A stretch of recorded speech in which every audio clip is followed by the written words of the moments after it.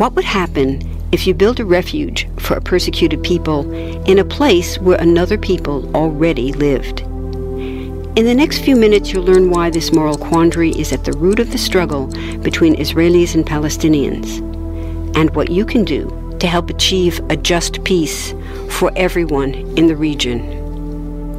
First, there are a couple of things it's helpful to understand.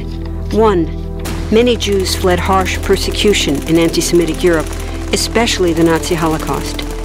Zionists encouraged massive immigration to historic Palestine, at that time a British colony, where Jews had an age-old connection and where small Jewish communities had long existed among larger groups of indigenous peoples. But when the UN offered the Jewish immigrants the majority of the land for a new state called Israel, for the indigenous Palestinians who lived there, it was a massive destruction of life. They rejected the UN's partition plan, and several Arab states invaded the new state of Israel. Israeli forces essentially erased over 400 Palestinian villages and towns. By the end of the fighting, Israel controlled 78% of historic Palestine.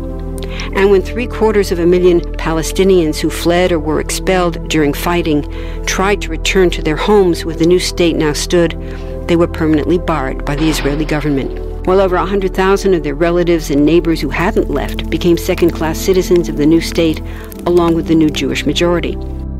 Today, Palestinian refugees and their descendants number in the millions. Most are in the Gaza Strip, the West Bank, and Jordan. Many are spread throughout the world, with millions still living in refugee camps, seeking to return to their homeland.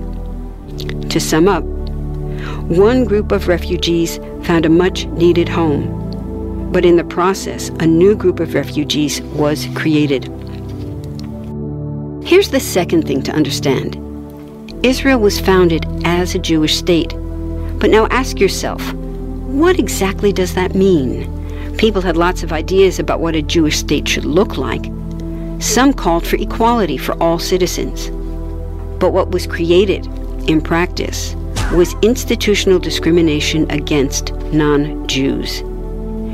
In other words, Israel ended up being built on a blueprint of exclusion. The Israeli government wants maximum land and resources for Jews, but not the Palestinians living there. That's why, inside Israel, Jews get special privileges, including rights to land and housing, that are denied to the Palestinian citizens, who make up 20% of Israel's population. That's also part of why Israel has never defined its borders. In fact, they still hold on to land, the West Bank and Gaza, that they conquered in the war in 1967. Since then, Israel has built Jewish settlements throughout the occupied West Bank, building Jewish-only cities and supplying them with infrastructure like roads and army camps, schools, and even a college. Military occupations are meant to be temporary, but after 40-plus years, this one looks permanent and entirely unjust. In the West Bank, Israeli Jewish settlers and Palestinians live on the same land, but must live under two completely separate and unequal systems of Israeli law. The Jewish settlers dominate the natural resources, including water and agricultural land, and they're backed by the Israeli army. To maintain the occupation, Israel has demolished thousands of Palestinian homes and orchards, confiscated Palestinian land, bombed a captive civilian population in Gaza, and punished resistance with raids, arrests, and assassinations, all to gain maximum land, while making life so difficult for Palestinians that they will either leave or be too afraid to resist. Palestinians have fought back. For decades, they tried to achieve national liberation through armed struggle. Some groups still do. But the majority now support popular protest instead. The deeply harmful pattern of control, repression, and violence profoundly harms Palestinians living under occupation and Israelis living as occupiers. This must be broken to reach a peaceful and secure future for both peoples. Now that you understand the problem, what about the solution? What about peace talks? So far, over 2 decades of U.S.-backed peace talks have actually made things worse by helping Israel continue the occupation. It's been years of talking while Israel massively expanded the Jewish settlements and literally redrew the map. Peace talks are good if they're real, but not when they're theater to cover a land grab. So now what?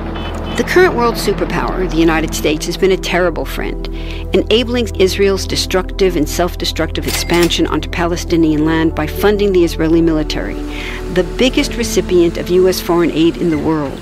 But there's another superpower that can make the difference: you. There's a movement with hundreds of thousands of people just like you across the world, including Palestinians and Israelis, protesting, educating, divesting, and boycotting, all to bring nonviolent international pressure on Israel to stop violating human rights of Palestinians. Throughout history, where governments have failed to push for justice, people just like you, like us, have taken the lead and won. Now it's the Palestinians' turn for freedom and justice. We can pressure Israel to end the occupation and the discrimination. We want all people, Jews and Palestinians, to have equality, human rights, and democracy. We can change history. Join us.